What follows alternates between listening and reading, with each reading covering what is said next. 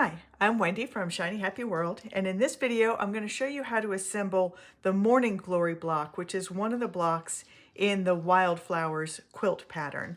There are actually two videos. This is the same introduction for both of them, just to let you know. One is showing you how to assemble all of the pieces if you have a light box, and the other one shows you how to do it if you don't have a light box. It's very, very similar, but there are a couple of different, the order in which you lay down the pieces is going to be a little different, and some of the prep work that you want to do on the pieces to show you how they go together is also a little bit different. So there are two videos. Make sure you're watching the one that you want to be watching.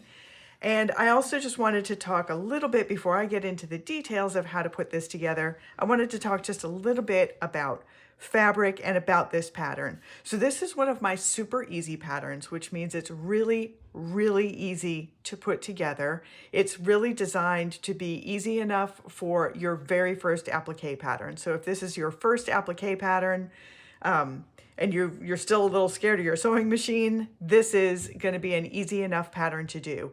It has mostly very big shapes that are very easy to outline. This one that I'm going to show you the demonstration in the video is actually one of the most difficult blocks to do, and that's why I chose it for the video. I kind of wanted to show you that even one of the most difficult blocks is still very, very easy to do. But let me just show you a couple of other blocks just to give you an idea.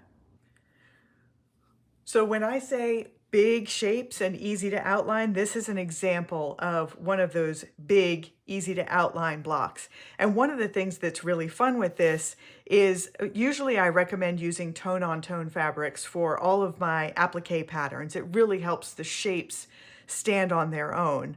And I've done that with this pattern, but with these big, big shapes, you can raid your stash and find all of your fun scraps. And this would be a print that you could put a bold polka dot on or a bold stripe. You can really have some fun. It would be fun to do a floral pattern on this and make a flower out of flowers. But it's big, easy to make shapes. And the other thing that's nice with these big, easy shapes is that it's really fun to fussy cut your pieces a little bit, so to be a little careful with your placement. So on this one, I deliberately centered this line down the center of this petal when I used this kind of God's eye fabric. And I made sure to run the stripes, the dotted line stripes on this stem to run parallel with the stem. And on this one, I made sure that these were going across, and I made these lines go across also. So this is just an example of two of the really easy blocks.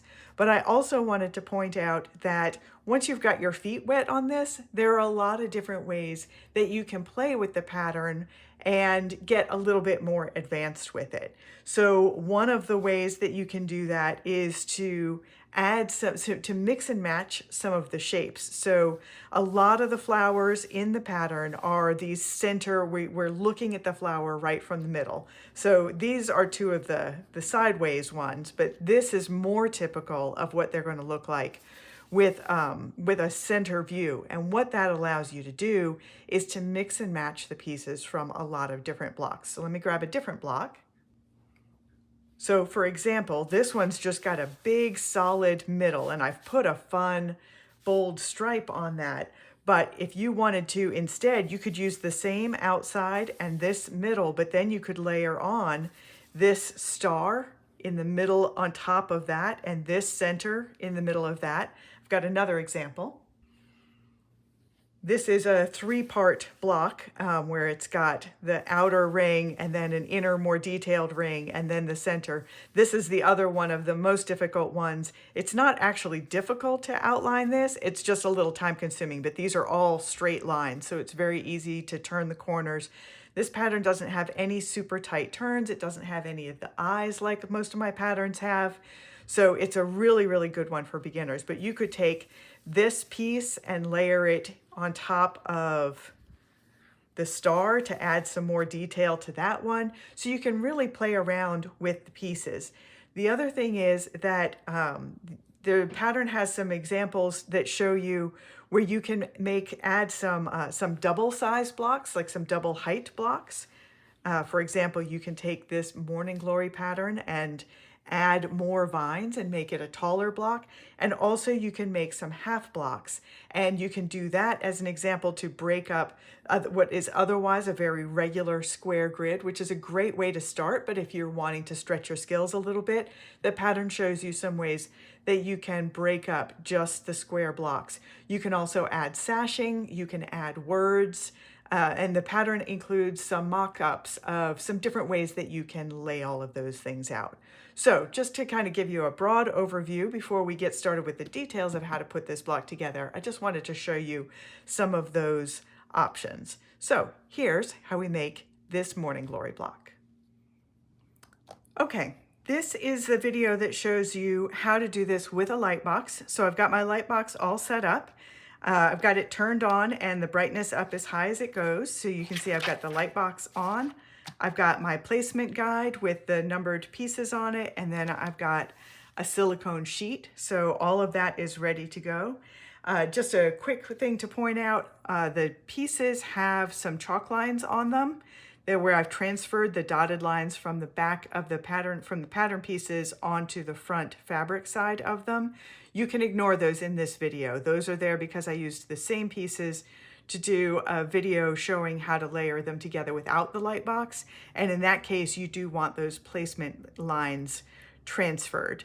So the other thing that I wanted to show you just before I get started is that this is showing you how to do the Morning Glories for just a single square block, but this is the flower that really lends itself very well to doing for a double height block if you want to include some of those in your quilt to just break up the straight square grid.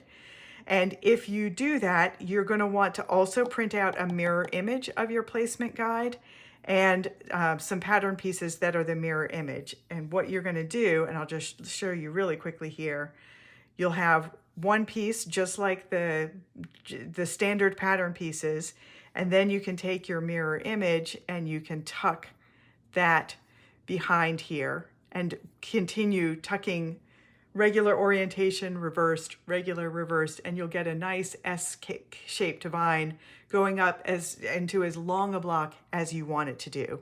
So what you would do is layer all these pieces down, fuse them together, do the same thing, adding the flowers and everything, and fuse that in with a mirror imaged placement guide. And then when you're ready to lay them on your block, you can just lay them each as one unit for each orientation and just lay them on there until they look nice. And you can just tuck this behind in any angle that you want, just until it looks good and gets a nice S shape going up there. Okay, so here is how we put this together with the light box. Okay, we're going to start with number one. I already peeled the backing off of that. And you lay that down so that the edge lines up with what you've got drawn on the piece. And then we're going to take piece number 2, which I've accidentally misnumbered mine. So mine says number 4. Yours will say number 2. And that just lays right on top of there. All right, now we're going into number 3.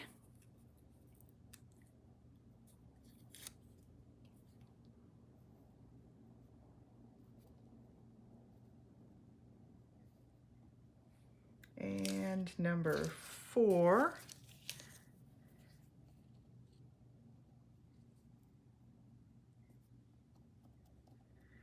And number 5.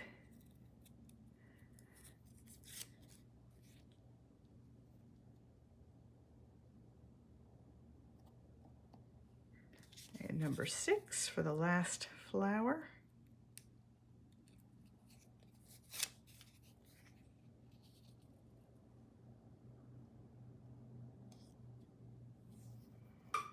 And then finally, we're going to put the stem down.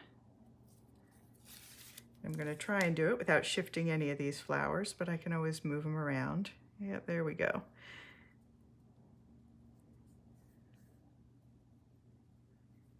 Get that laid down, and now I'm just going to push these guys back into place.